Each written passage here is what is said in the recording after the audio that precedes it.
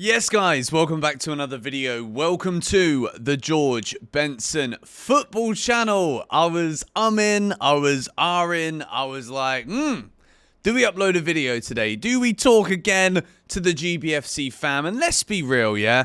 Of course, you guys have seen the tonality in my videos this week. I've kind of let the gas go. You know, I've just left the hob on and we're just burning it right now. And I'm saying whatever comes into my head at the flipping time.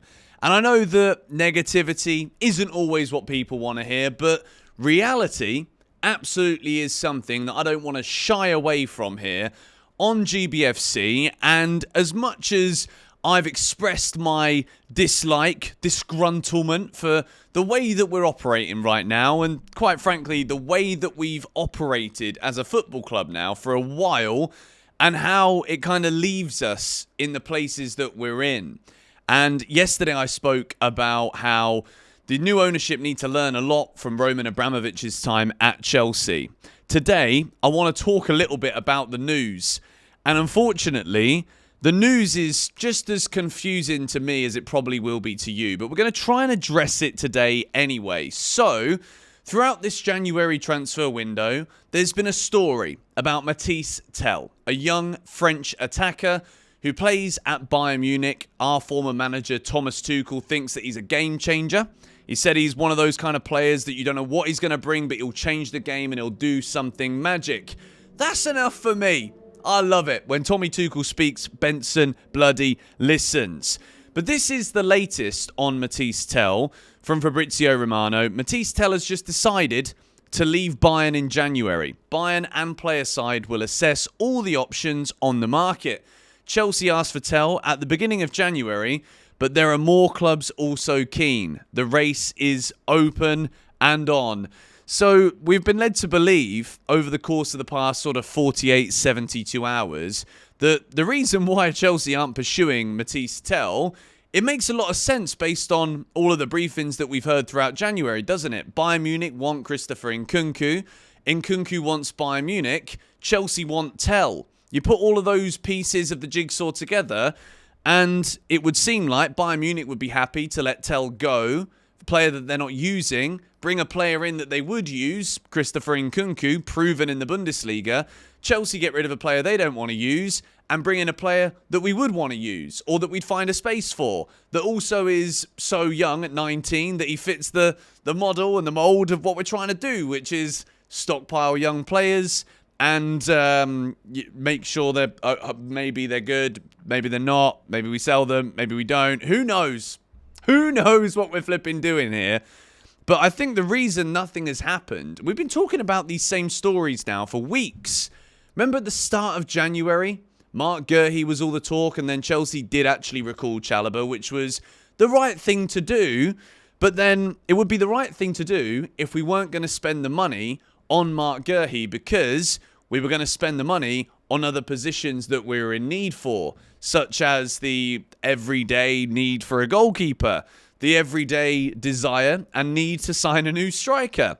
So Mathys Tel still at Bayern Munich, and now the race is open. If Mathys Tel says that he wants to go, by now, I think Chelsea, if we actually had any desire to get this deal done, or maybe we do just know that Mathys Tel looks at Chelsea and he's like, you know what?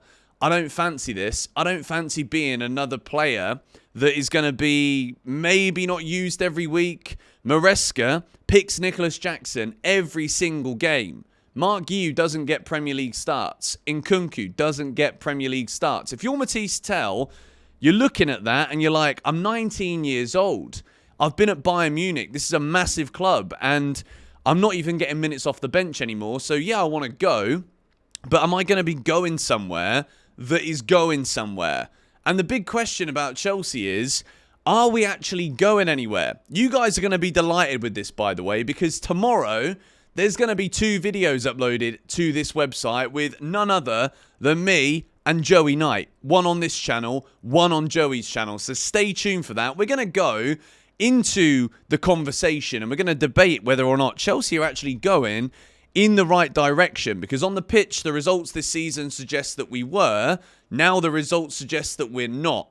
But specifically here, based on the players, that we are linked with, I've got a lot of skepticism about whether or not Chelsea even have any bold, genuine intentions to pursue these players.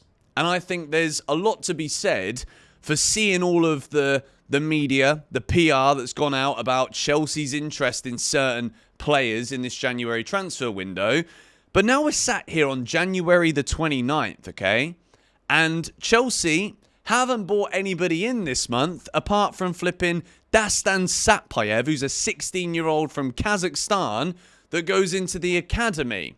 So as we move into the next story here, it's just the circus continues. Corinthians are in advanced negotiations with Chelsea to sell 16-year-old left-back Denner for €8 million plus €4.5 million in bonuses. A meeting this Wednesday, today, could seal the agreement. Denner will only be able to play for Chelsea after turning 18 in February 2026. So we've got to wait over another year for this guy to even be eligible to play for Chelsea. So don't worry about it, guys. We've got rid of Renato Vega this January, who was a left-back that was versatile, and we used him in some of the Conference League games, some of the other cup games. Looks like a decent player. But the replacement, we can use him next year, 2026. And even then, a young Brazilian kid at 18, when was the last time a Brazilian who's 18 moves to England and walks straight into what should be a top-of-the-league competing title challenging Premier League side? I'm still waiting. Let me know in the comments down below who that young Brazilian was. I would be very, very intrigued to know. So what we're seeing here is the continuation. Yesterday, I said we need to see change happen now. We need to address the problems that are there before our very eyes. And as fans, it's difficult, as a fan, I don't want to speak for everybody because you guys have been great at voicing your own concerns, opinions, whether you agree or disagree with me. I'm not really that bothered at this point. I want to speak my mind about what I think needs to happen. And when I see it not happening, and I see the continuation of this same model over and over again, it concerns me massively. It still concerns me that Renato Vega has now gone to Juventus and said the same things in his opening presser at Juventus that he did when he came to Chelsea. But we were all being told that Vega wanted to only play as a centre-back, but he goes to Juventus and he says, well, I'm very versatile. I can play here, I can play there, I can play everywhere. Whatever.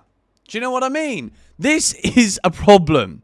We are hearing so many contradicting stories.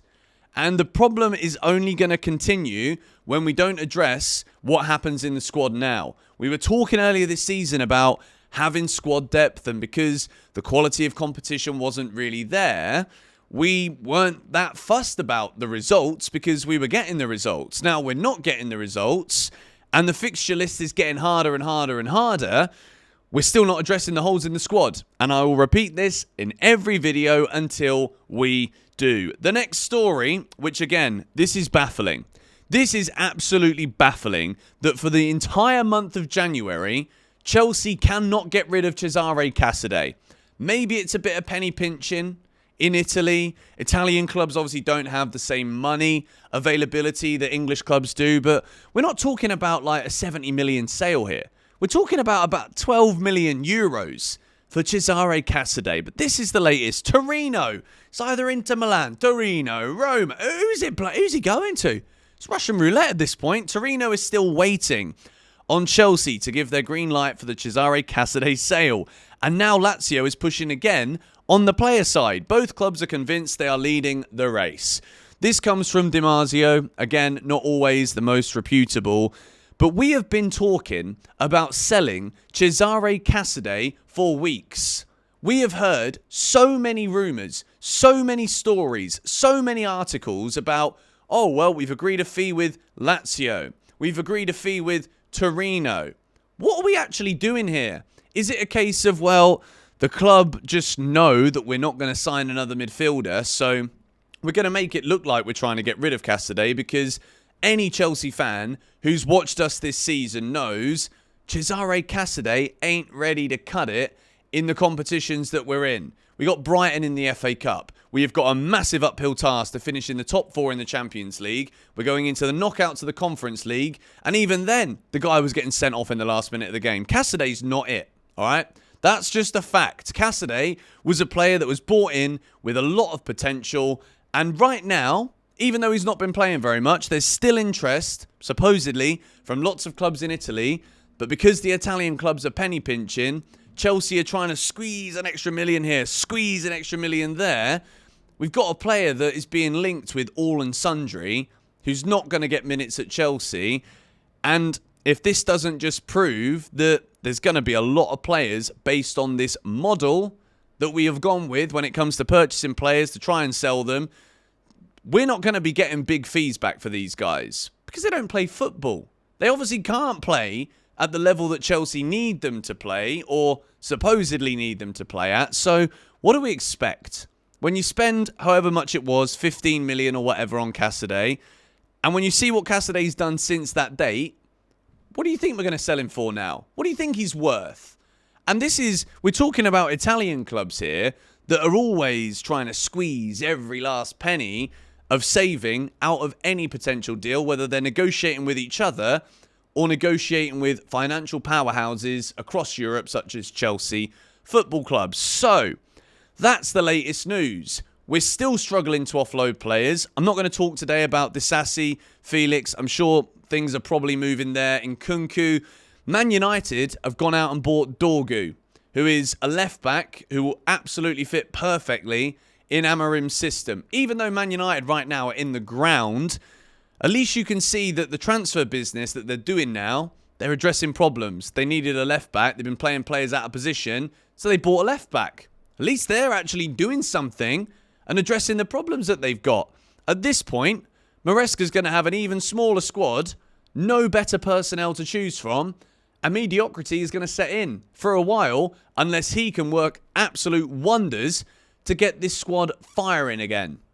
And I'm not entirely sure if that will happen. So, those are the latest updates. Let me know your thoughts in the comments down below. Stay tuned. I'm sure it's going to be a crazy few days between now and the end of the transfer window. It always is. But I'm not going to be here with any kind of blind optimism anymore because I'm just seeing the same shit happen over and over again. And I don't think there's much to be optimistic about right now. Yes, I'm buzzing for the West Ham game. We need to get back to winning ways. We need to kind of at least change the daily narrative right now. And I will still celebrate every Chelsea win. Big time. Of course we will. That's what we're here for. We want to see Chelsea do well. We want to see Chelsea win. Let me know your thoughts in the comments down below. Subscribe to GBFC so you don't miss anything coming up. And I'll see you guys later. Come on, you Blues.